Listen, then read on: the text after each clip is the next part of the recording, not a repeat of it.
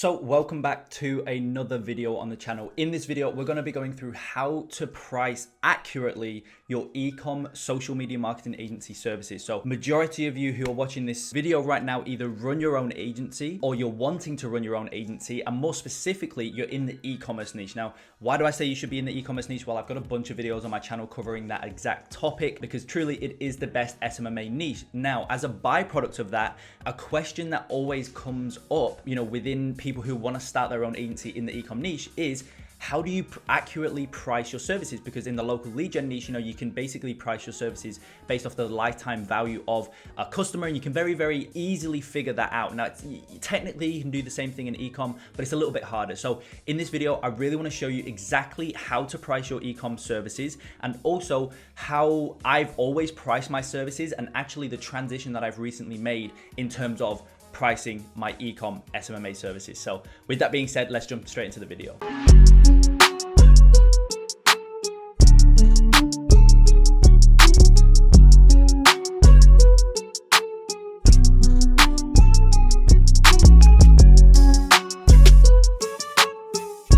Now, as always, guys, make sure you go ahead, smash the like button and subscribe to the channel. Massively helps out with the YouTube algorithm. And so truly, with that being said, let's jump straight into it. So when it comes to pricing your services, this is something that nobody talks about. I've never heard anybody else speak about this before, but it's so important. So there's a couple hard metrics that you want to look at in terms of monthly revenue, this, that, and we'll get into those here in a minute. But before you even look at those metrics, okay, before you even look at how much they're currently making, before you even think about, is there a strong product market fit there for the for the business and whatnot, you need to ask yourself honestly, okay, forget the money, ask yourself honestly, do you feel as though you're going to be able to provide a valuable service to this client? Do you feel as though you'll be able to go into their ad account and you'll be able to run ads profitably? Okay, now when you're starting out, that's a bit of a harder question to answer. But if any of you have got a couple clients, you're at 10K a month, even 5K a month, whatever it is, 20K a month, whatever it is, you need to ask yourself that question, because if the answer to that question is a no, then it doesn't matter how much they're currently making, you should not bring them on board as a client. Now, you guys know I feel very strong about essentially ripping clients off almost. I see a lot of the times people talk about, don't worry about service delivery, just focus on selling the client and whatnot. And you guys know my take on that by now. It's just should not be how you should look at signing clients, right? You need to look at their business from a holistic point of view and ensure that you feel confident enough, truly being honest with yourself, that you can actually generate them results. For example, if you're on a sales call, you get the client or the prospect at that point to walk you through their current ad account and what they're currently doing, their current strategy and whatnot. If you look at that ad account and you look at their current strategy, and everything they're doing is actually really good, right? They're doing all the things that you should be doing. Okay, I'm not gonna get into service delivery in this video, but you look at the ad account, you look at what they're currently doing from a campaign level, ad set level, ad level, copy, creative, headlines, landing page, audiences, all this different stuff. And if you look at that and it's like, oh, this actually looks really good, these guys know what they're doing. Look, trust me guys, I've had that in the past as well. Doesn't happen often. I think I've had probably 1 or 2 cases of it where I was like, I was kind of a taken back a little bit. I was like, oh, no, these guys are actually doing really well with their ads. Like everything's on point.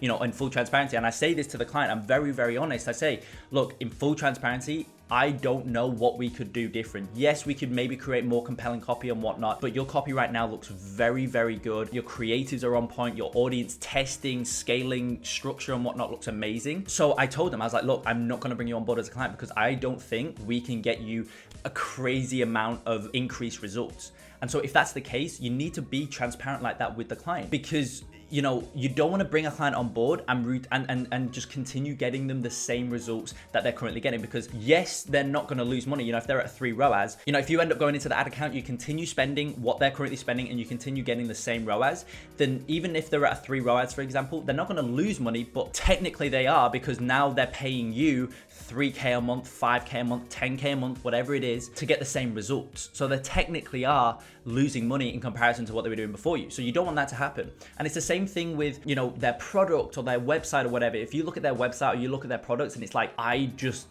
don't like the product, I do not think I can get good results with it. Well, you need to be honest with the client and tell them that.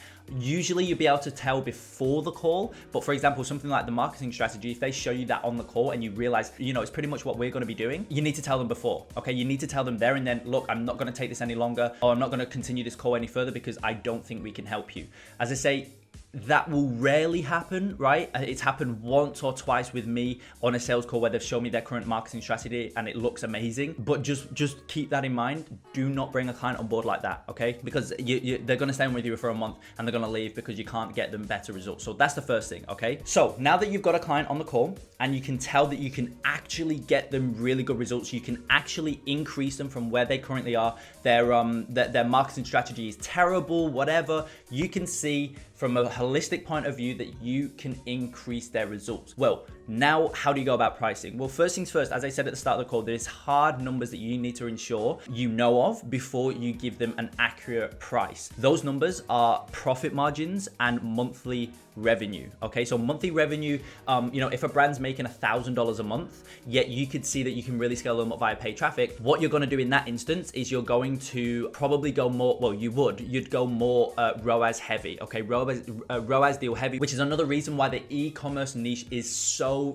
amazing, because you can take a percentage of the profits that you actually generate the client. You can't do that in a gym niche or a restaurant niche or whatever. It's too confusing, right? There's too many moving parts. So that's what you would do, for example, if you reach out to a client or you book a call with a client who's making $5,000 a month, but right, so ideally you want to bring clients on board who are making at least $15,000 to $20,000 a month, because clients of that nature show that they can actually afford an okay service fee, right? And also what else that shows, which is something that doesn't get talked about a lot, is that it actually shows a proof of concept, right? A brand who's making $50,000 a month has a much stronger proof of concept than a brand who's only making $500 a month, right? And a proof of concept, for those of you a little bit murky on that concept, essentially it means that is there a market actively wanting the product that your client's selling? Okay, you cannot sell a product to somebody, okay, who doesn't want that product. If somebody actively doesn't want the product, they're not going to buy it, no matter how good your sales is. Now, I know probably going to get hit up in the comments, people saying, well, you can actually do that, but for the most part, it's either you can't do it or it's going to be extremely difficult. On the flip side, if there's a market there who are actively wanting your product, and essentially all you need to do at that point is show that market that your client has the product they need via Facebook ads, right?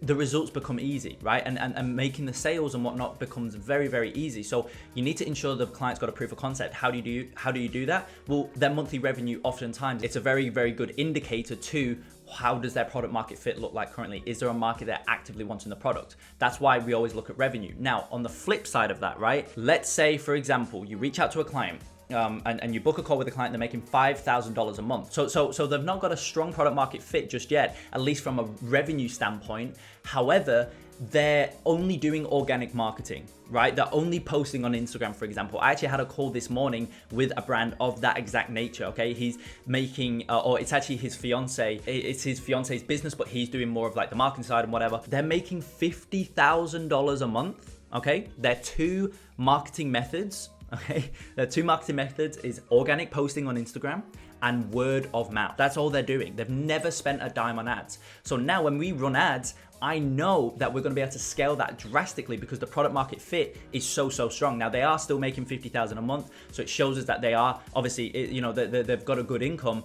But the same kind of thing applies at $5,000 a month, for example. If they're making $5,000 a month, and as I say, they're doing nothing, no advertising or paid advertising, they're just doing a couple posts on Instagram, on Facebook, and majority of it comes through word of mouth. Well, I would take that client on board, because when you run Facebook ads, you know there's a market there for that product, because they're making a pretty good income without doing anything. So when you start scaling things up, the ROAS is going to be there, right? So that's what you need to take into account. And so for a client like that, back to my original point, I've gone off track a little bit. I apologize, but back to my original point. If you're hopping a call with a client, $5,000 a month, they're doing organic marketing only, then you're not going to go ahead and charge them a $5,000 per month service fee. However, what you can do is charge them just a very small upfront fee. So you make a little bit, maybe, you could even do like $500 a month, $750 a month, but go, do 17.5% ROAS deal, for example, because then at that point, they're only going to pay you based on the results that you actually generate. Okay, so that's how I would go about charging those smaller clients who they've got a strong product market fit. You can tell, you can see that you can actually generate them results, but a high service fee won't make sense for them because they can't pay, right? So you don't want them to drop off just because they can't afford a $5,000 per month service fee. When in actual reality, if you did bring them on as a client, you could get them really good results. So you want to take advantage of that. The way that you do that in the e-com niche is just go more ROAS heavy, right? Do a smaller service fee, go more ROAS heavy. Now, how do you do it on the flip side? So how do you do it with a client who's making $100,000 a month? Well, to be honest, you still want a ROAS deal in place because ROAS deals are very, very lucrative, and it makes a lot of sense from the client's end, right? They pay the majority of the service fee only once you've actually generated the results. So once you've actually made them 100,000 that month, then they pay 15% of that. Then they pay you in that instance 15,000. They don't pay that 15,000 up front. They do it only once you've generated them 100,000, for example, arbitrary numbers, but you get what I mean, right? So it makes sense on their end, and obviously 15,000 a month from one client, if you generate them 6 figures, it's pretty lucrative for you as the agency owner, and so it makes sense on both ends. So you always want to have a ROAS deal in place, whether that be 10%, 5%, 8%, 15%, 17.5%, whatever it is. If you work with info product clients, you can go as high as 25%, right? Because their profit margins are 100%. So you can do a lot higher with the info products, but then they're much harder and much more difficult to actually generate results for. But my point is, you always want to leverage ROAS deals. Now, how do you look at the service fee side of it? Well, to be honest, I mean, this is where I want to talk a little bit about how I've evolved my pricing structure at Bax Consulting. I used to always charge just ungodly amount of money up for a flat service fee. I used to charge anywhere from 6.5K a month to 8.8K a month was my highest flat fee. No ROAS, just that's what they were paying me every single month, right? And that was all great. It was all good and whatnot. But what I realized by charging those flat fees is that the conversion rates on the sales calls it was much harder to get the client to hop over that hurdle and become a client, right? It was much harder for that prospect to hop over the hurdle, bite the bullet, and become a client. Now, something else that I want to touch on as well is ensure that your client's profit margins are very, very healthy. Now, you're probably thinking, how does this tie in with charging and flat service fees and whatnot? Well, the main goal, obviously, when you bring a client on board for your agency, you want them to be profitable. You want them to be making way more money now that they're working with you than they were before. That's the goal. That's how you have 18-month plus retention rates, 24+ month retention rates, right? With your agency clients, and that's what you want. So for example, if a client has 20% profit margins, okay, that means that you're gonna have to get a 5 ROAS to break even on the product costs, okay? So they're gonna have to have a 5 ROAS to break even. So you're gonna have to generate, I should say, a 5 ROAS in the ads manager to just break even on the product costs. That's not including your service fee, okay? So, when you look at it like that, it's gonna be very, very hard to make them profitable. So you wanna ensure that every client that you bring on board has ideally minimum 60 to 65% profit margins, because that's gonna enable them to be far more profitable, which means that they're gonna routinely continue to pay you, right? So, and going back to my original point, if they had 20% profit margins on the flip side, there's physically no way that you could go ahead and charge them a 5K a month flat service fee on top of that very, very slim profit margin that they've already got, because then that 5K eats into that profit margin, and and then I don't know the exact numbers, but then maybe their profit margins then go down to 15%, and it gets even thinner, and then that means you're gonna have to get like a 6-7 ROAS